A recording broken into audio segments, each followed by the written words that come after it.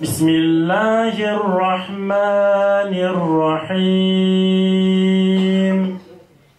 Şehit çırağı oldun bize, ufkumuzu aydınlattın. Tağutlar hep geldi dize,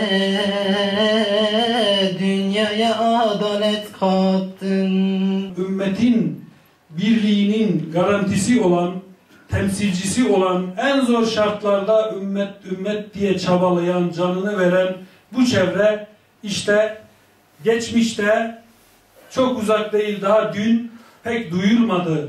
Ama biz biliyoruz ki o zamanda neler oldu işte.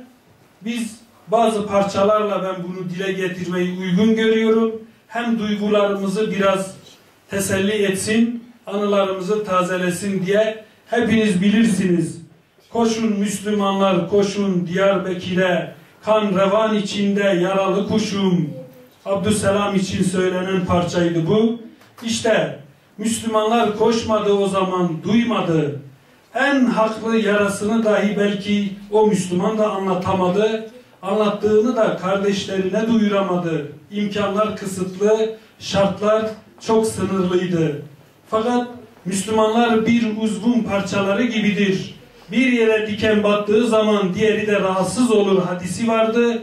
İşte maalesef Türkiye'deki Müslümanlar, dünyayı bırakalım, Türkiye'deki Müslümanlar da burada sınıfta kaldı. Navitege Hamza ve Habab Ömer'in, Caci Mus'ab Ali ve Hüseyin Cafer'in. Peki nedir şehadet? Bir ölüm tarzı mıdır? Şehadet bir yaşam biçimidir, bir yaşam tarzıdır. Zalimler en değerlilerimizi, en sevdiklerimizi, hatta önderimizi şehit edebilirler. Şehadet bir toplumda uyanışa ve dirilişe vesile olur. Bir Seyda, bir Halim, bir Çetin, bir Abdüsselam gitse yerine binlercesi gelir.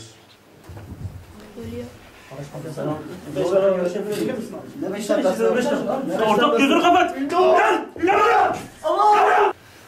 Gevşemeyin, üzülmeyin. Eğer inanıyorsanız galip gelecek olan sizlersiniz. Hadi yürü, hadi. Gel. Allahu Ekber! Allahu Ekber! Ne şeriatı? Ekber! Ahmak insan. Şeriat istiyor mu? Sokağa bak, kim şeriat istiyor? Seni geberteceğiz, Şuna, anandan ne diyorsun? Geçsin lan! Git köpekle uğraş önce, bıktım ya! Oğlum seninle görüşeceğiz.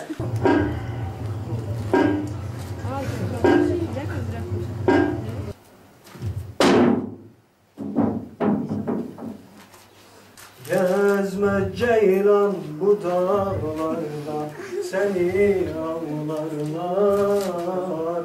Konuşsana lan! Abdüsselam, örgütle bağlantı nedir? Ne örgüt? Bağlantılarından bahset. Urfa'dan Diyarbakır'a niye geldin? Ben kimse... Kim gönderdi lan seni? Sana soruyorum. Geçen Perşembe günü ikindi namazından sonra Ulu Cami'nin önünde Hüseyin'le ne konuştunuz? Örgüt'teki bağlantı ne? Allahu Ekber! Allahu Ekber! Allahu Ekber!